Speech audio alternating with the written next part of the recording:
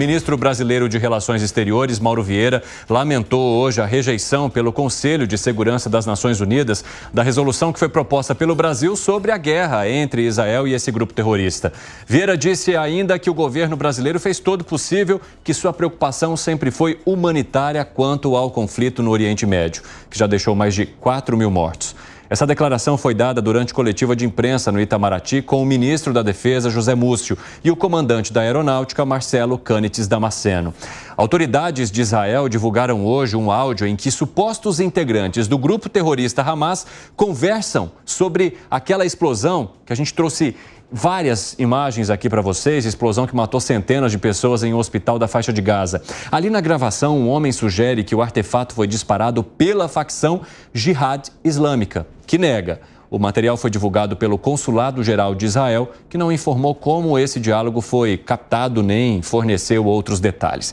Para a gente abrir a nossa cobertura, quero convidar aqui o Luca Bassani, nosso correspondente internacional na Europa, que vai trazer mais informações para a gente. Entre aqueles que não concordaram com a resolução do Brasil estão os Estados Unidos. E o que eles alegaram para dizer não para essa proposta que foi feita pelo Brasil no Conselho de Segurança da ONU. Luca Bassani, seja muito bem-vindo.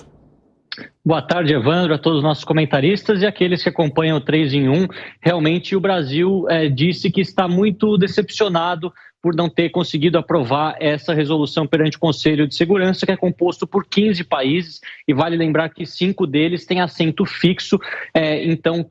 em todo esse processo de rotatividade, França, Reino Unido, Estados Unidos, China e Rússia sempre estão lá e são os países mais importantes nessas tomadas de decisão. Nós vemos que a proposta encabeçada pelo Brasil teve votos favoráveis de 12 dos 15 países, a abstenção do Reino Unido e da Rússia, ao mesmo tempo que teve o veto dos americanos e, portanto, como houve um veto, essa resolução não foi aprovada, já que é necessário que seja uma votação ou unânime ou apenas com abstenções. Nós vemos, então, que os Estados Unidos alegam que o Brasil não coloca que Israel tinha o direito à legítima defesa após os ataques terroristas e isso, então, acaba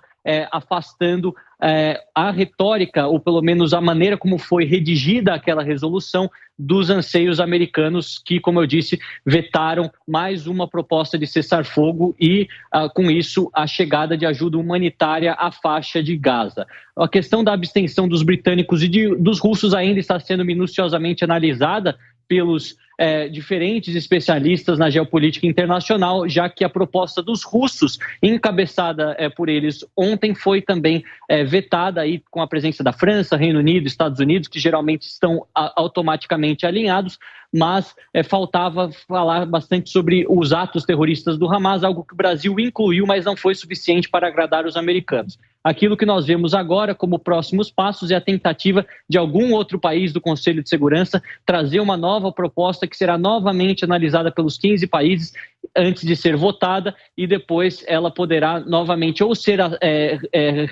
refutada, negada, como aconteceram com as duas primeiras, ou esperamos que aprovada para trazer um alento a esse povo, a essa população civil que tem sofrido tanto durante os últimos dias. Inclusive, saiu há pouco que vários americanos pretendem se reunir em Washington para pressionar os legisladores para que o governo americano aceite as próximas resoluções de paz do Conselho de Segurança e coloque um fim, pelo menos temporário, a essa guerra para que aquelas pessoas que estão presas dentro da faixa de Gaza consigam receber ajuda humanitária ou pelo menos se deslocar sem ter a chance de se ferir, como a gente viu acontecendo durante os últimos dias. Agora, Luca Bassani, se eu entendi bem, os Estados Unidos, eles questionaram o fato de não haver a menção ao direito de Israel de se defender desse ataque que começou pelo grupo terrorista Hamas. Isso que pesou muito para esse país, para que ele vetasse a proposta que foi trazida pelo Brasil, que focava muito na questão humanitária desse corredor que permitisse com que suprimentos chegassem e, mais do que isso, com que pessoas pudessem ser repatriadas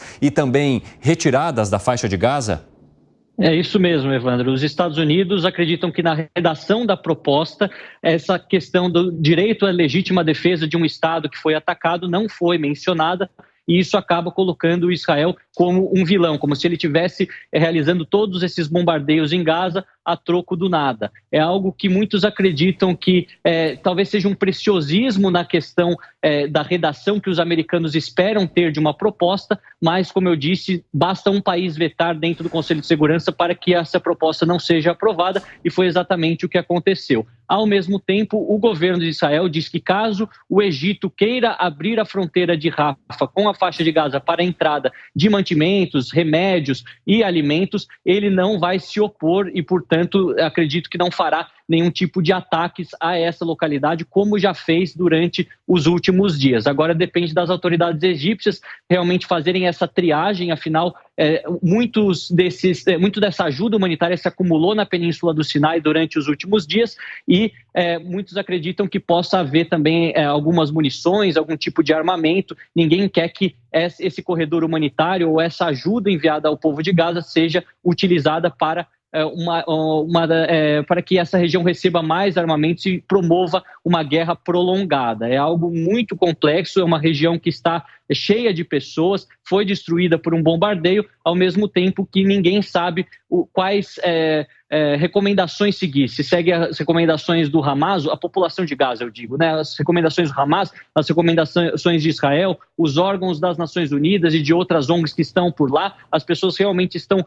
perdidas nesse mar de informações contraditórias. O que as Nações Unidas, ou pelo menos grande parte dos países não alinhados, querem é fazer com que essa ajuda chegue o mais rápido possível, algo que não se mostrou viável durante os últimos 12 dias.